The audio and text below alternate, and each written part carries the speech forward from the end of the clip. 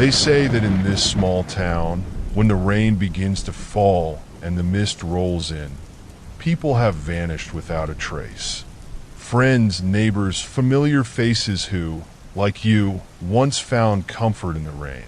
One by one, they faded into the shadows of the storm, leaving behind only their belongings, as if they simply ceased to exist. I've spent countless hours poring over these cases, speaking to those left behind, searching for some trace, some pattern. I've walked through the homes of the missing, traced their steps, read their final notes, and still the questions remain. Before I go deeper into the story, welcome, and make sure to subscribe to the channel, Echoes of Nightmares, and turn on the notification bell so you never miss out on any of the future scary tales. If you're enjoying this story, hit that like button too. Now back to my story. It was late one evening, just like this, when I first heard about her. Sarah, the first one to disappear. She'd lived alone at the edge of town, a quiet woman with a life as ordinary as anyone's. No one would have expected anything unusual. But as the rain poured down that night, something in her home changed. The neighbors recalled a single light flickering in her window, a silhouette standing perfectly still. And then, without warning, it was gone. No one saw Sarah again.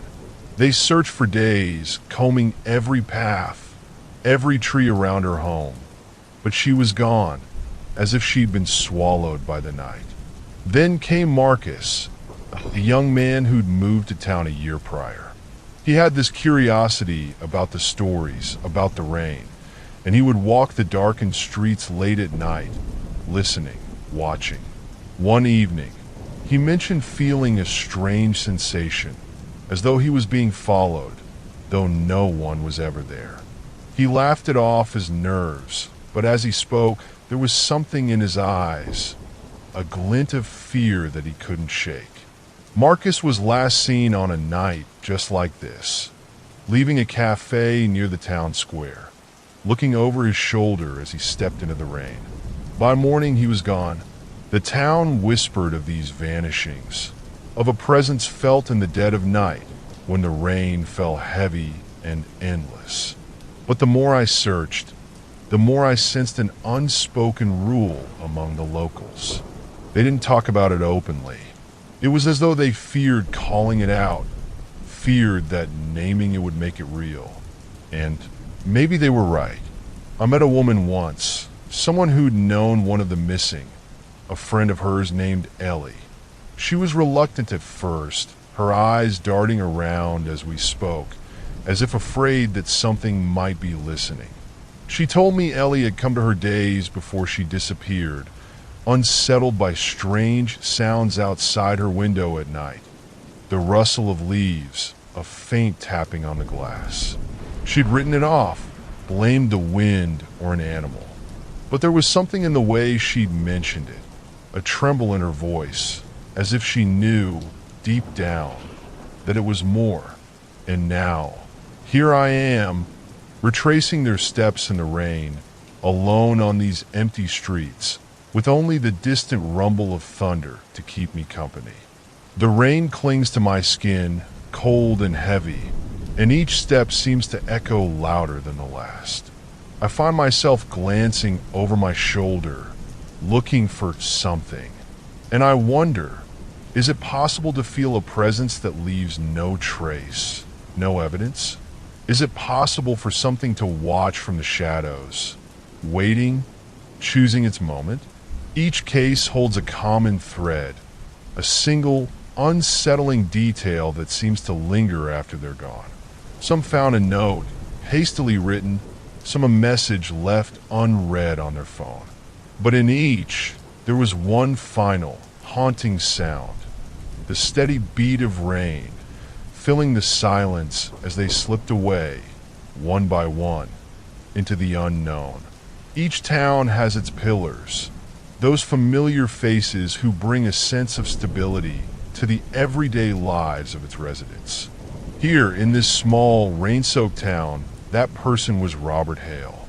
If you asked anyone, They tell you he was a man of routine, steady, reliable, the sort of person who knew everyone's names, remembered birthdays, and could recount the history of nearly every building in town. Robert wasn't just respected, he was beloved. Every morning at precisely 7:30, rain or shine, you could find him at his favorite diner, seated by the window, a worn newspaper spread out in front of him, and a steaming cup of coffee in his hands.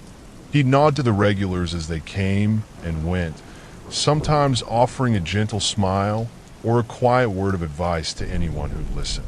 He was the town historian, an unofficial title but one he wore with pride, meticulously archiving old photographs, maps, and local stories in the basement of his home.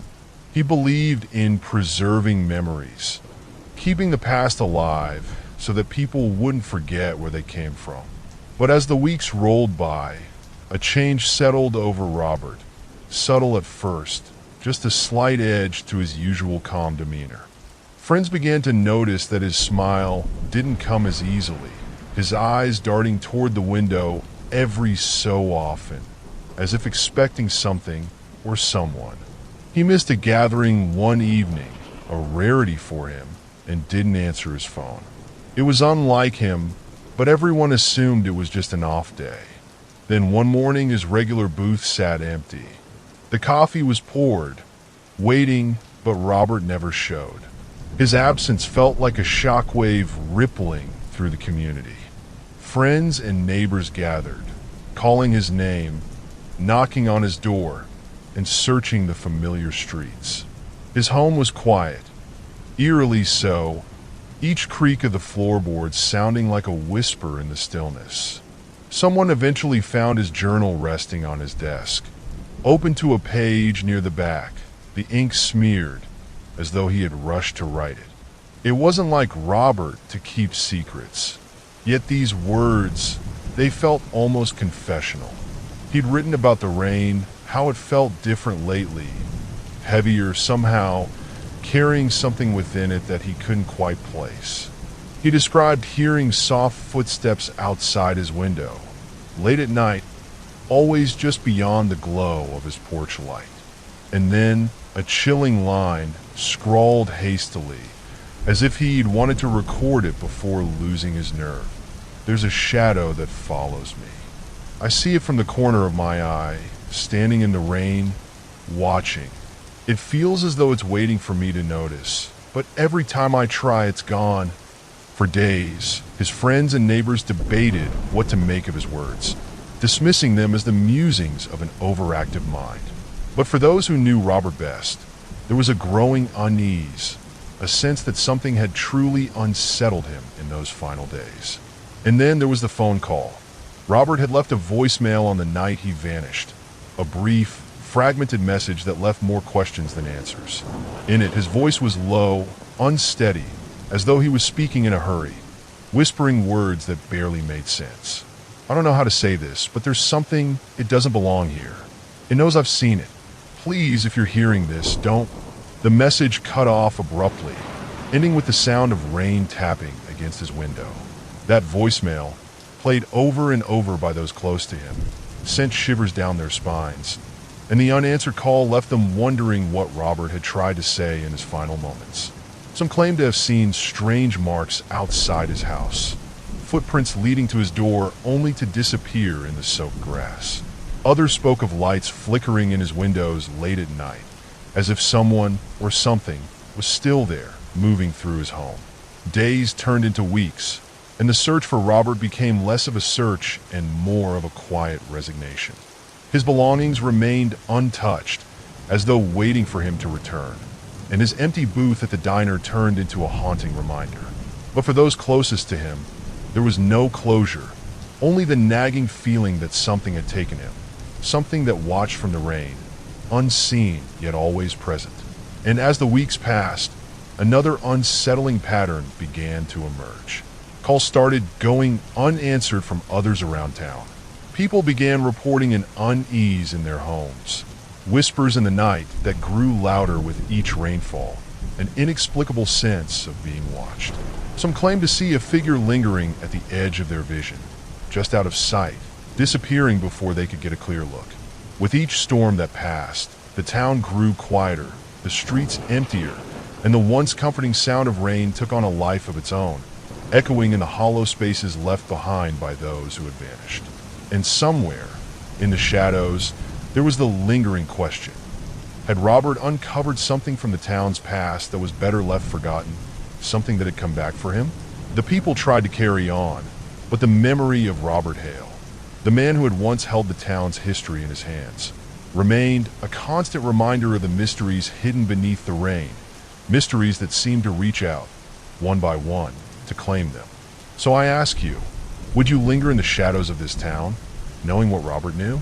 Would you wander these rain-drenched streets, aware that something unseen may be watching, waiting? Or would you turn away as the rain begins to fall once more? It was a night like so many others in this town, the air thick with mist and rain drumming steadily on rooftops. But this time, something felt different, as though the rain itself carried an unfamiliar weight. As midnight crept in, the streets were empty, save for a few scattered street lamps flickering in the rain-soaked dark. Robert Hale had been missing for weeks by now, his absence casting a shadow that lingered over everything. People whispered about his disappearance, shared fragments of his story in hushed tones over coffee and through phone calls, yet none could explain what had happened to him. For a time, people carried on, hoping it was all some strange coincidence, that things would return to normal. But soon, the town's fragile peace would shatter once more.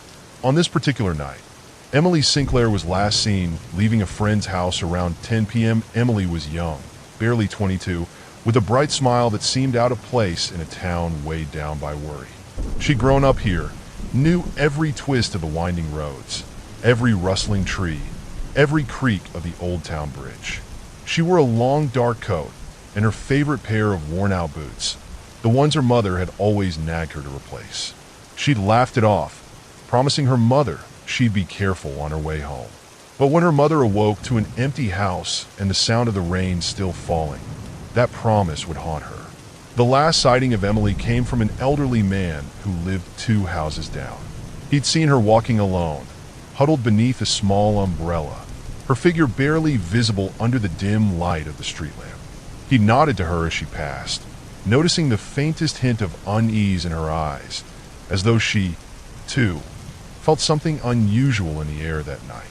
She'd smiled at him, quick and polite, then disappeared into the mist. By morning, her coat was found draped over her porch railing, soaked through as though she'd only just arrived home. But there was no sign of her. Her door was left wide open, yet nothing inside seemed disturbed. No signs of a struggle, no trace of where she might have gone. It was as if the rain itself had carried her away, leaving only silence and questions in its wake. The search began again, more frantic this time. Friends and family called her phone endlessly, hearing it ring and ring until it clicked to voicemail, that mechanical silence more haunting than any answer. Police combed the area, asking neighbors, retracing her last steps. They found her boots by the path near her house, still wet from the rain, positioned carefully as if she'd stepped out of them and simply walked away, barefoot and silent into the night. And then there were the sounds, the small, inexplicable noises that lingered in the air, whispered about by those who lived nearby. They spoke of footsteps on wet leaves, barely audible over the rain, as if someone was pacing, waiting. Others mentioned seeing a light flicker in the distance, glowing briefly like a single candle, then vanishing as quickly as it had come. And there was the neighbor down the road who claimed he'd heard a car engine start up just after midnight, the low rumble mixing with the steady beat of the rain. He looked outside, only to see empty streets, no headlights, no taillights, just the fog and the rain and the unshakable feeling that something was watching him. As the days passed, Emily's mother left her porch light on each night, hoping that her daughter would see it, that it would guide her home. But each night ended the same, the house quiet, empty, with only the sound of rain filling the spaces where Emily's voice should have been. The people of the town grew anxious. looking over their shoulders as they walked home in the dark, jumping at shadows and quiet creaks. They began speaking in fragments, in questions that no one could answer. And as the story of Emily's disappearance spread, a new question emerged, one that lingered in everyone's minds, but few dared to ask aloud. What would you do if someone you knew vanished without a trace? Would you look for them? Retrace every familiar step? Or would you keep the lights low, lock the doors, and pretend that the rain carried nothing with it but water and wind? With each disappearance, the mystery deepened, a creeping shadow spreading through the town. They couldn't explain why their friends and neighbors were vanishing, and each new night brought the terrifying possibility that someone else would be next. And so, as they locked their doors, listening to the rain drum against the windows, they waited, wondering who would be the next to disappear into the mist, leaving only an open door and the soft, echoing sound of footsteps in the dark. As the search for Emily Sinclair continued, the anxiety that had settled over the town grew thicker, wrapping itself around each resident like a damp fog. Days turned into restless nights filled with hushed whispers and desperate hope, yet the rain fell incessantly, washing away any trace of her. It wasn't long before they began to find odd clues, each one deepening the mystery and darkening the atmosphere. The first clue emerged from a wooded area just beyond Emily's neighborhood, where friends often walked their dogs. One afternoon, while searching for any sign of her, they stumbled upon a single shoe half buried in the mud, a dark blue sneaker with scuff marks on the side. The laces were tied tightly, as if she had slipped off the shoe in a hurry, perhaps fleeing from something unseen.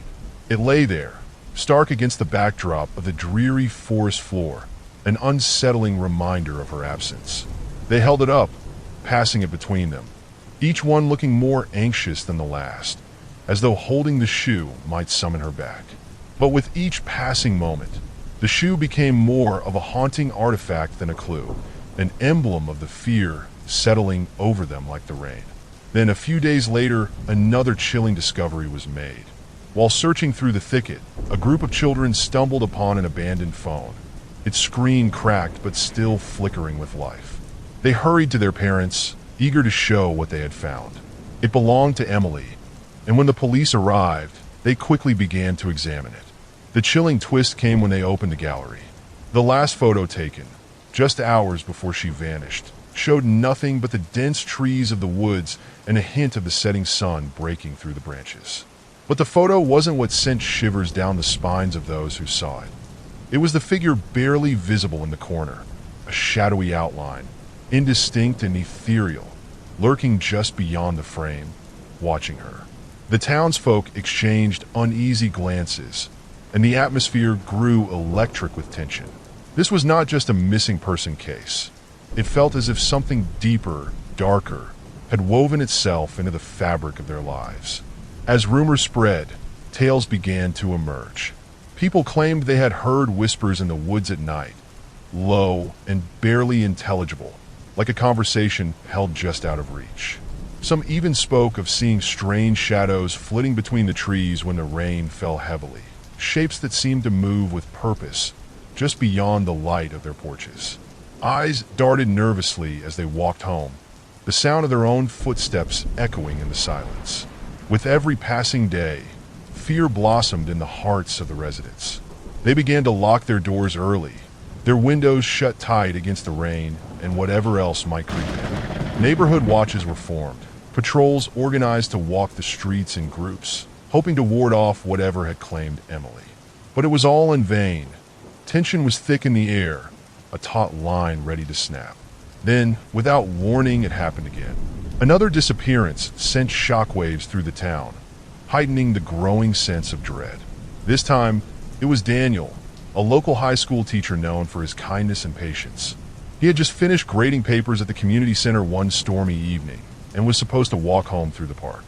Friends noticed he hadn't shown up for a dinner he'd promised to attend, and when they called his phone, it rang endlessly unanswered.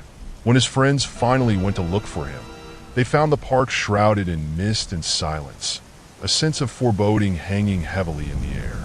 They searched until they stumbled upon Daniel's car, parked haphazardly at the entrance to the park, the engine still warm. The door was ajar, but there was no sign of him. As they called his name, their voices echoed in the empty night, swallowed by the steady rhythm of the rain. Panic gripped the community. Posters of Emily were replaced by those of Daniel. The town's desperation palpable in the flickering lights of storefronts and the worried faces of the residents.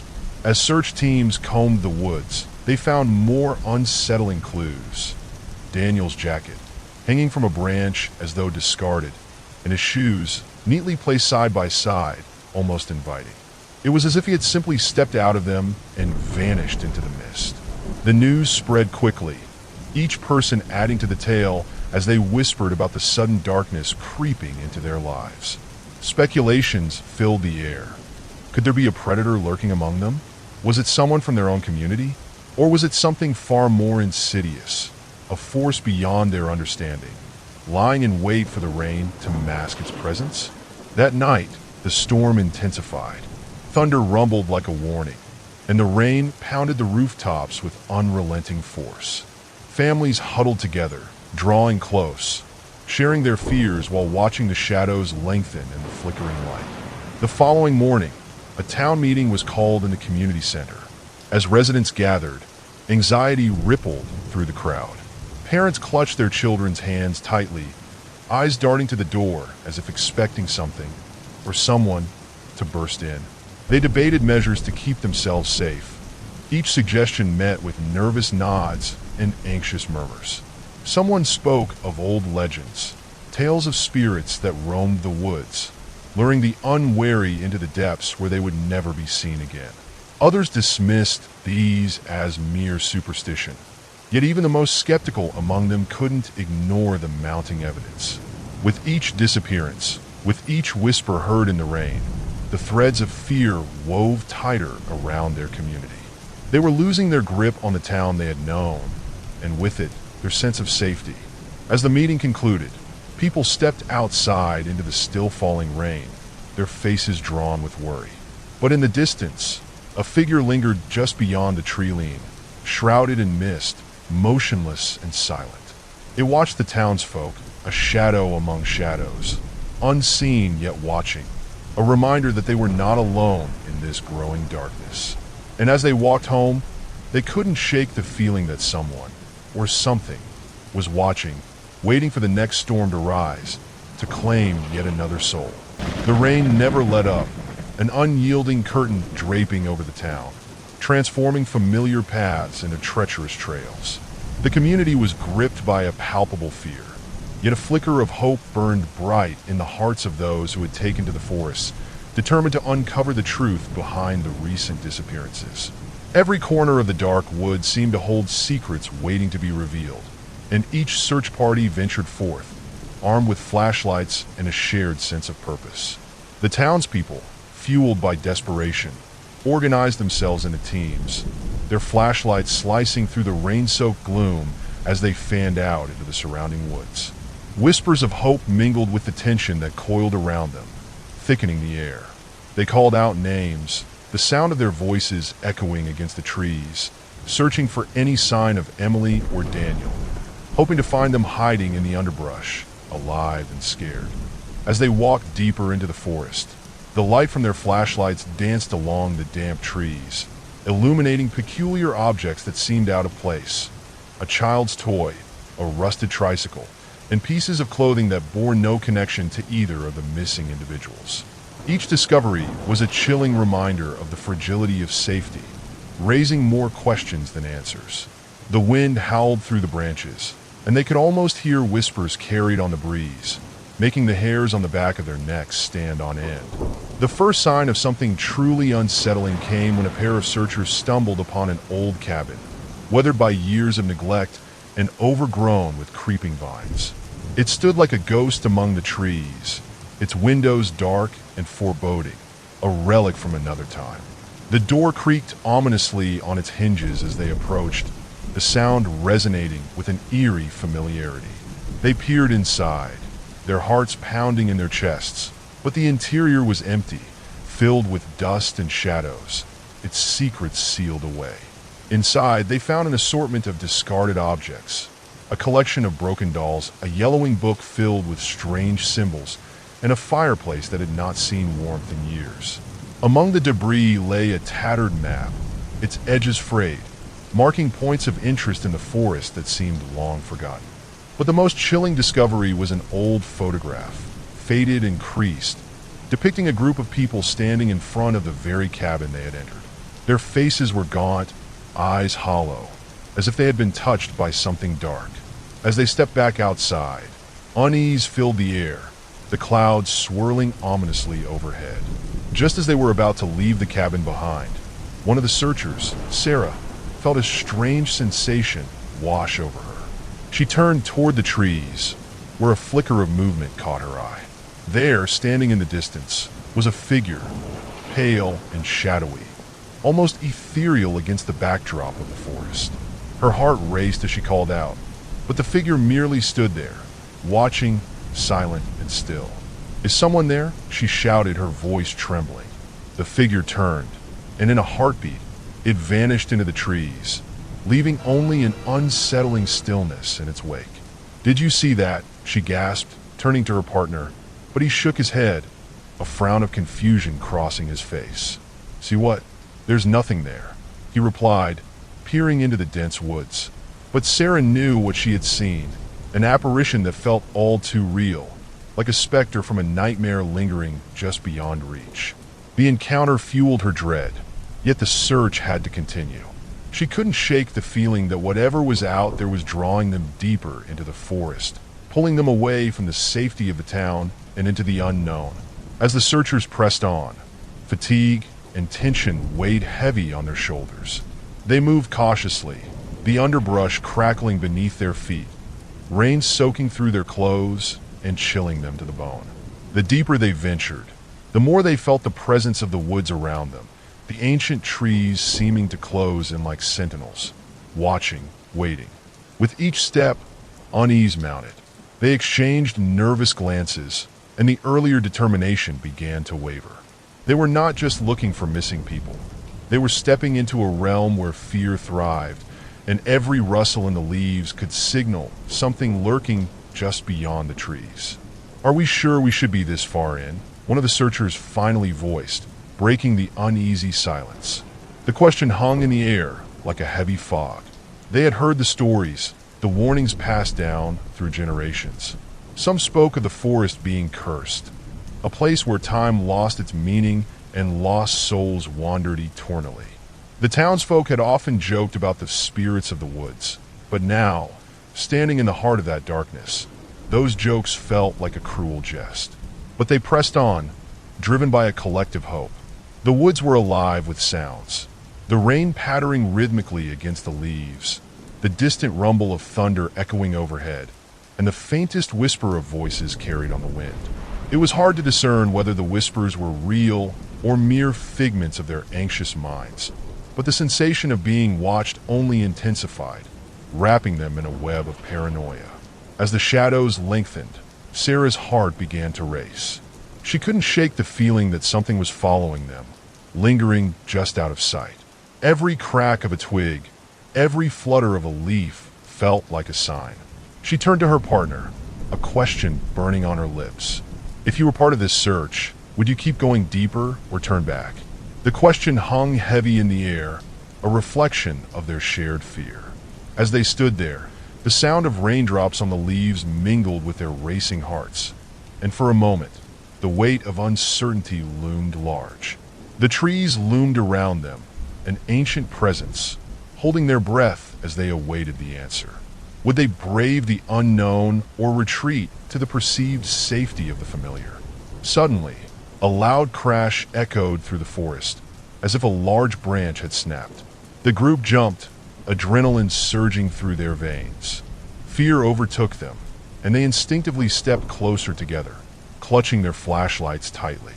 The woods felt alive, breathing around them, pulsing with an energy that sent shivers down their spines. "Let's keep moving," Sarah urged, her voice steady despite the tremors in her hands.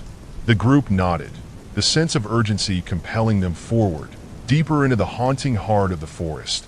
where the trees whispered secrets only they could understand. As the rain continued its relentless assault on the town, a sense of urgency enveloped the community. The disappearance of Emily and Daniel had ignited a fervent exchange of theories, each more bizarre and unsettling than the last. Local cafes and diners became the epicenter of speculation, as townsfolk gathered over cups of steaming coffee, sharing whispers and glances, each convinced they held the key to unraveling the mystery. One popular theory suggested that a wandering spirit was responsible for the vanishing, perhaps seeking companionship in the afterlife. It was said that on stormy nights like these, the souls of the forest wandered, luring the unsuspecting into their eternal rest. Some elders spoke of a tragedy that had befallen the land generations ago, an unmarked grave hidden deep within the woods, a place where the lost souls were said to roam, restless and longing for warmth. Another theory circulated about a more tangible threat, a predator, possibly human, lurking in the shadows, waiting to ensnare the next victim. This idea ignited fear among parents, prompting many to keep their children indoors, their laughter replaced by anxious murmurs and the constant checking of locks. The thought that someone among them could be responsible sent ripples of paranoia through the community. Faces that once appeared familiar now wore an air of suspicion. Personal accounts began to surface, each one more chilling than the last. During a particularly tense evening, old Mrs. Thompson shared her story at the local diner, her voice trembling with age and fear. She recounted how, just the night before, she had felt compelled to take her usual evening walk, the rain falling softly around her. As she strolled along the edge of the woods, she glanced over her shoulder and saw a pair of glowing eyes watching her from between the trees. The experience haunted her, and she rushed home, her heart pounding. "I swear, they were human-like, but not quite right," she insisted, clutching her coffee cup as if it were a lifeline. "They seemed to know me. It felt like I was being judged." Her story sent shivers through the patrons, eyes widening as they imagined what might be hiding just beyond the reach of the streetlights. Another young man, Jake, recounted his own experience, adding fuel to the already roaring fire of fear. He claimed he had been camping with friends near the forest edge when he heard whispers drifting through the trees late at night. They were unintelligible, but the tone was unmistakable, urgent and insistent, as if someone was trying to convey a message. He described how he had seen shadows moving just beyond the campfire's glow, figures that danced and flickered in the periphery of his vision, always just out of reach.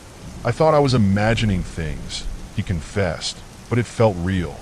My friends felt it too, we all did. We ended up leaving early, and I haven't been back since." His words hung heavy in the air, reinforcing the palpable tension that had settled over the town. Each account fed into a growing unease, raising questions about what truly lurked in the shadows of the trees. Theories swirled like the storm clouds overhead, creating an atmosphere thick with suspicion and dread. People began to share their encounters, almost as if to validate one another's experiences. What was once a sleepy town had transformed into a place where nightmares seemed to take root, where the ordinary became extraordinary in the most horrifying way.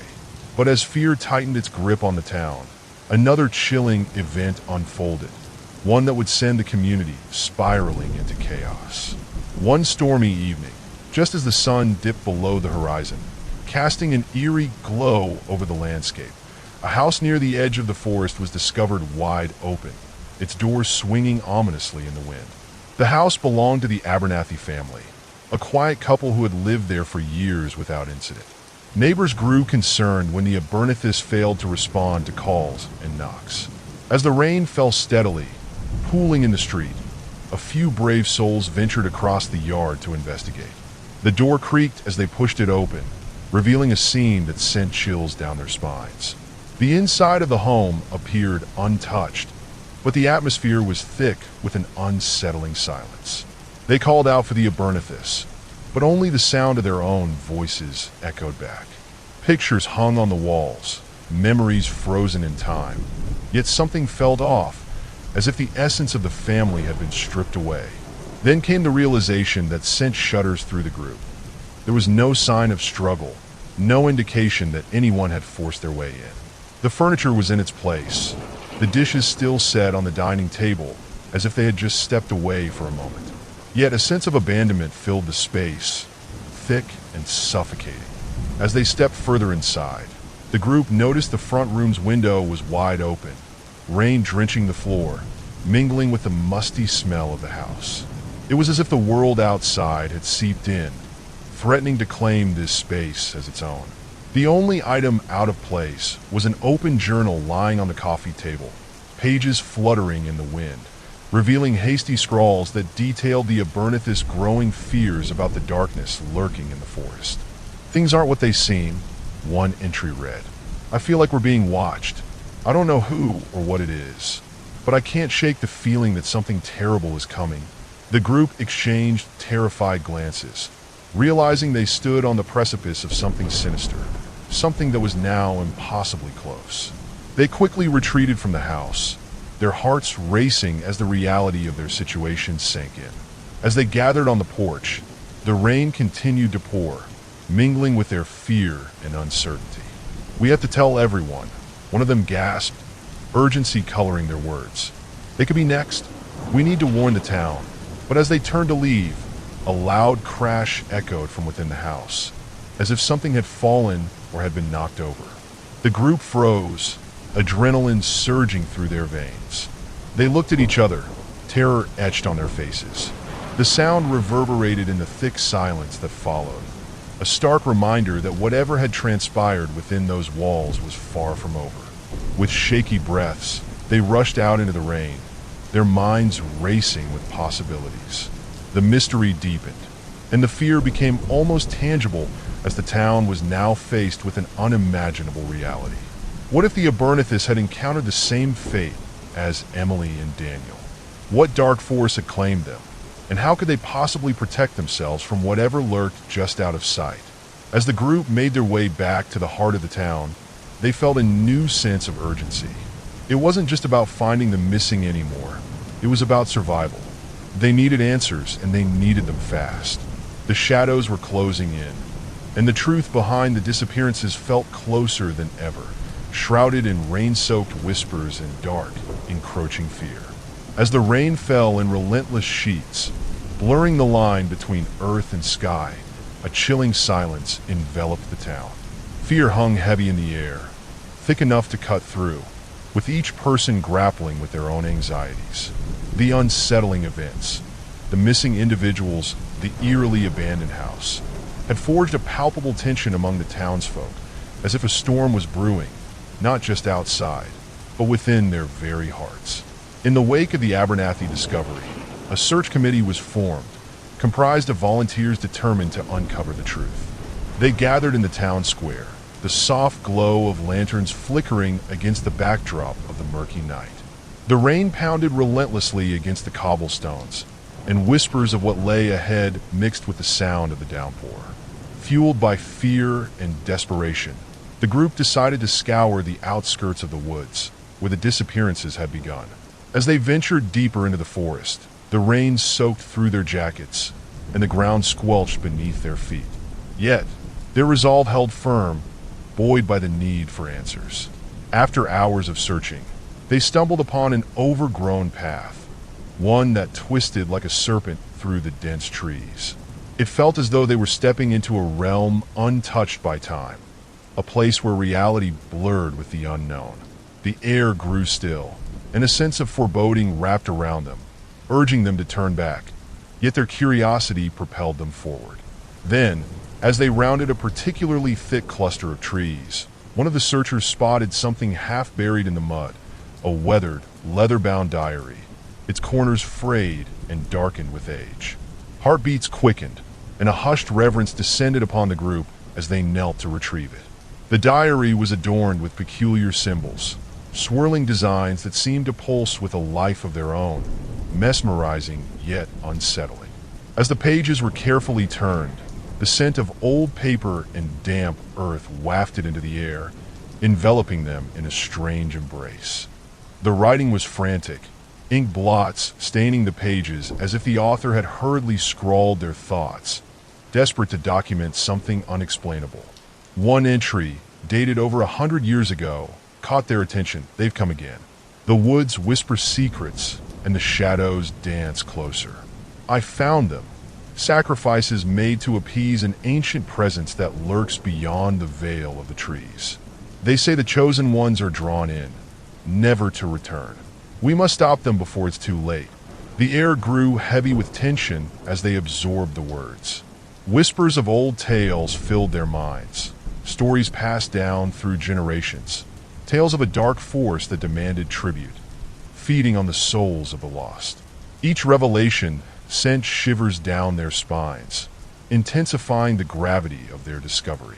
As they delved deeper into the diary, more entries revealed the author's descent into madness, recounting strange rituals performed beneath the canopy of the forest, where shadows intertwined with the light, and the boundary between the living and the dead blurred. The final entry, written in a trembling hand, was the most chilling. I have seen the faces of those who have vanished. They are not gone.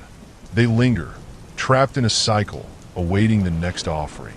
The symbols, their power must not be unleashed. Beware the woods at night. The rain awakens them. The searchers exchanged anxious glances, understanding that they had stumbled upon something far beyond their initial fears. The symbols etched into the pages seemed to glow in the dim light, whispering secrets only the forest understood. Could this diary hold the key to the mysteries that plagued their town? As the rain poured down around them, the atmosphere shifted. It felt as if the very forest was holding its breath, waiting, watching. Each rustle of leaves became a voice, each drop of rain a reminder of the lives entwined with the woods. What do you think these symbols mean? One searcher asked, her voice barely a whisper. Could they hold the key to the mysteries? The question hung in the air, urging them to reflect on the weight of their discovery. With newfound determination, they decided to bring the diary back to the town, to share their findings and seek the wisdom of those who might understand the ancient symbols. They made their way back through the rain-soaked forest, the diary clutched tightly in their hands, a fragile link to the past and the darkness that loomed over their present. As they emerged from the woods, the town was transformed, the lanterns flickering ominously in the storm. They gathered in the community center, an old building that had witnessed countless stories, both joyous and tragic. The atmosphere inside was charged with anticipation, a mix of fear and hope as the searchers shared the diary with the townspeople. With each page read aloud, the tension grew thicker. The faces of the listeners reflected shock, disbelief, and an overwhelming sense of urgency. The tales of ancient rituals and the binding of souls resonated with the community's fears. They had long sensed a presence in the woods, an intangible dread that had seeped into their lives. But now, it felt tangible, an echo from the past that demanded their attention. Are we the next offerings? A voice called out from the back of the room, breaking the heavy silence. The question hung in the air like a specter, igniting a wave of panic. Eyes darted around the room, searching for reassurance, but the truth of the diary loomed large, casting a shadow over their collective consciousness. As the discussion grew more heated, the rain continued its relentless assault outside, pounding against the windows like an urgent warning. Someone proposed seeking help from an expert, a local historian who had studied the town's lore and the enigmatic symbols. We need to know if there's a way to break this cycle, they urged, their voice trembling with urgency. Just as a plan began to take shape, another searcher burst through the doors, soaked to the bone and wide-eyed. You have to come quickly. There's something in the woods, something we need to see. The room erupted into chaos as everyone scrambled to understand what had happened.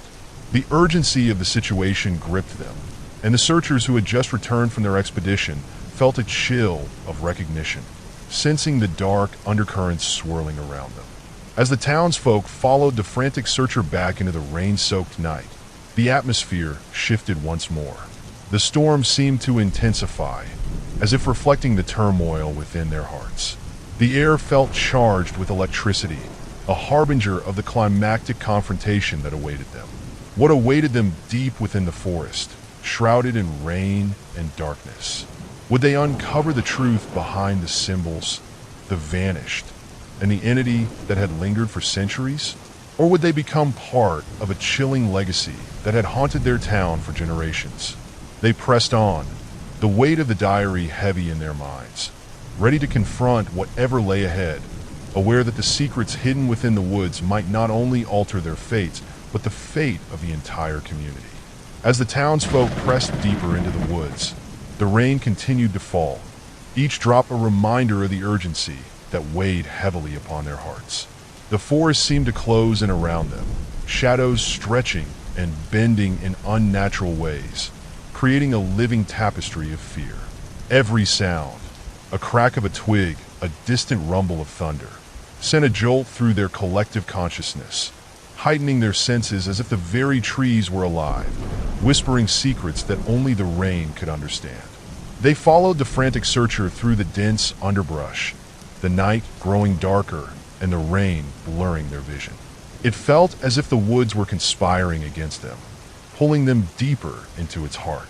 The searcher led them to a small clearing, illuminated only by the flickering beams of flashlights that struggled against the deluge. In the center of the clearing lay a peculiar sight, a circle of stones arranged meticulously with symbols etched into their surfaces, mirroring those found in the diary. The air around the stones felt electric, charged with an unseen energy that thrummed against their skin. As they stood in awe, a sense of dread settled over them, mixing with the rain-soaked earth and their shared apprehension. One member of the group, a local historian familiar with the town's lore, knelt beside the stones, tracing the symbols with trembling fingers. "These are ancient," he whispered, voice barely audible above the roar of the rain. "They speak of a connection to something beyond our understanding, a pact made with a force that demands tribute." As if on cue, a low, rumbling growl echoed through the trees, reverberating off the stones. The group froze, eyes wide with terror, their breath hitching in their throats. Was it an animal, or something more sinister? They instinctively stepped back, forming a protective circle around the historian as he stood, wide-eyed and transfixed. Suddenly, the rain intensified, each drop seeming to take on a life of its own, splattering against the earth in a frantic rhythm. It was as if the storm itself was alive, driven by an unseen will, urging them to leave or face the unknown lurking in the depths of the forest. Shadows danced at the edges of their vision, fleeting glimpses of figures that seemed to materialize from the very darkness that enveloped them.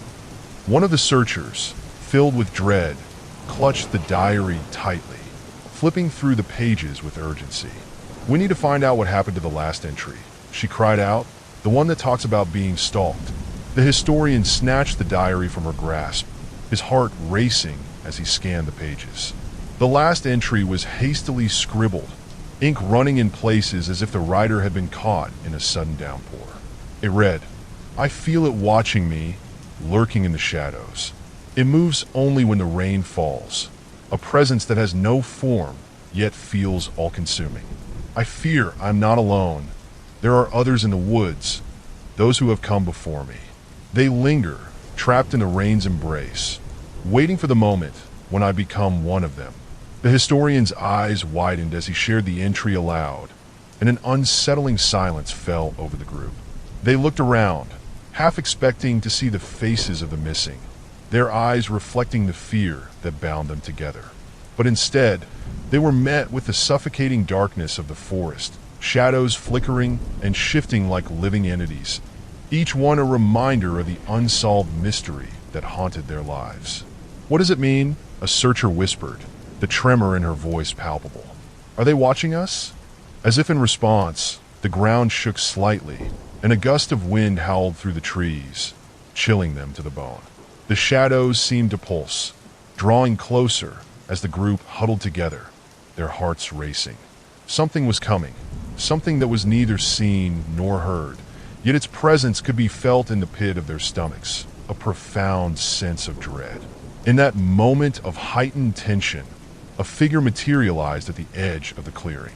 It stood just beyond the light, its shape indistinct and shrouded in darkness. The group gasped, stepping back as the figure appeared to watch them, silent and still, the rain cascading around it like a curtain. "Who? Who are you?" the historian called out, his voice shaking. But the figure remained motionless, its gaze piercing through the veil of rain, unblinking, as if weighing their souls. Fear gripped their hearts as they realized this presence was not one of their missing friends, but something far more enigmatic, an entity that thrived in the shadows, feeding off the fears and regrets of those who wandered too close. Suddenly, a flash of lightning illuminated the figure for the briefest of moments, and what they saw sent a jolt of terror through the group. A face, but not just any face. It was a face they recognized, one of the town's missing individuals, twisted into an expression of despair and longing, eyes wide and filled with an unspeakable sorrow. The realization hit them like a wave.